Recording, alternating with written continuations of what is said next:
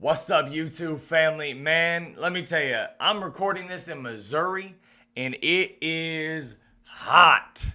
I'm so ready for fall. It's my favorite season of the year. I'm so ready to be wearing a hoodie indoors and where I can step outside in a hoodie and shorts and not die of heat stroke. I'm excited about it.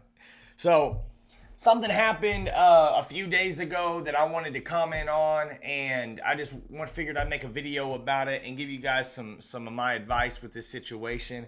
And for those of you that don't know yet, there was the World Health Organization. They had a meeting on July 23rd to discuss what is called the monkeypox. And I'm gonna be honest with you, I don't even know really what the monkeypox is, and for real, this isn't like a political statement. This is just me saying, hey, I'm hearing a lot of movement, I'm hearing a lot of comments, I'm hearing a lot of pastors step out and say, hey, lockdowns may be coming, hey, there may be some things that are going to get shut down and we may be looking at some more quarantines. And man, I got 3 things for you guys today that, man, I want to give to you to help you out, because when we are isolated in quarantine, we saw so many people relapse. We saw so many people go back to their addiction because they were isolated and they weren't prepared for what came in 2020. They just weren't prepared. And so I want to make a video to help you guys out with 3 things that I think are going to be useful for you if we do, in fact, have to lock down again for whatever reason. And I wanted to read this article to you as well. So I'll read this article, and I'm not going to read the whole thing. I'll pull it up for you guys to see.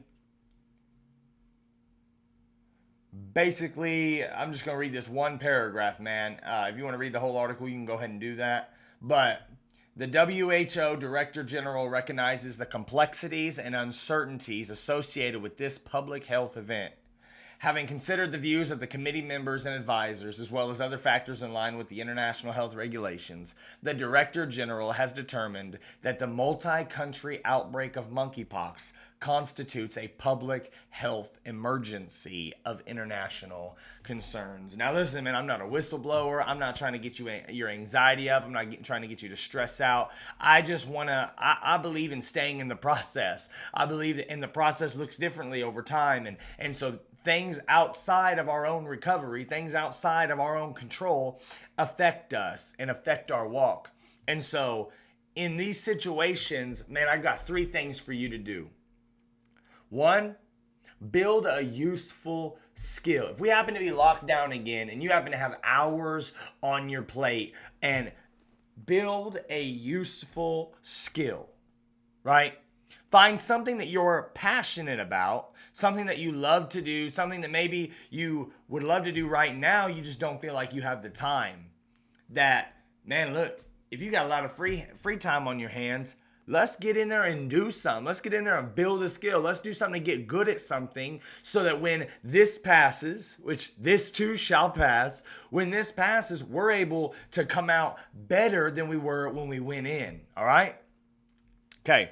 Number 2, stay connected. Listen, we live in a technologically advanced era where there is no reason to not stay connected with people. Listen, you can stay connected with a phone, with messaging, text messages. If you're not a calling person, I like to call. I'd rather call you. Sometimes I like to send messages, but for the most part, if I'm really trying to have a conversation with you, we better just meet up over coffee or have a phone call. And so in the instance that you're not able to meet with people anymore again, and you're feeling lonely, you're feeling isolated, you're feeling like you don't got nobody to talk to, I want to encourage you, utilize the technology we've been given. Pull out your phone, send a text message, shoot a call, shoot somebody an email, get on the phone, stay connected with people and stay in community with people. I know that there'll still be churches online. I know that there will still be opportunities for you to meet with people online, and there's going to be plenty of opportunities should this happen. And my second advice to you is stay connected. And number three is this. Keep a strong, disciplined lifestyle. Pick a schedule and stick to it. Look, if you've got a whole lot of time on your hands, the worst thing you can do is let that be idle time. Is let that just be time where you're sitting there scrolling on your phone, lost and losing hours doing absolutely nothing. Because what's going to happen is you're going to end up messaging the wrong person. You're going to end up making a bad decision, letting your guard down. No. Let's stay disciplined. Let's wake up at the same time every day. Let's go to bed roughly at the same time every day. If you're going to wake up and do a devotion, let's wake up and do a devotion. If you're going to work out right after your devotion, work out right after your devotion, and don't deviate from that. Stick with it. I've said it before. We got to do things habitually. We've got to do things over and over again until they become a habit in our life, because habits and consistency ingrain character. And so listen, I want you to remember, if we end up going under lockdowns again, if we end up having to, due to this monkeypox, and again, listen, I'm not trying to stress you out. I'm not trying to get you all upset. I'm just saying, hey, we now are technically in a public health emergency of international concern.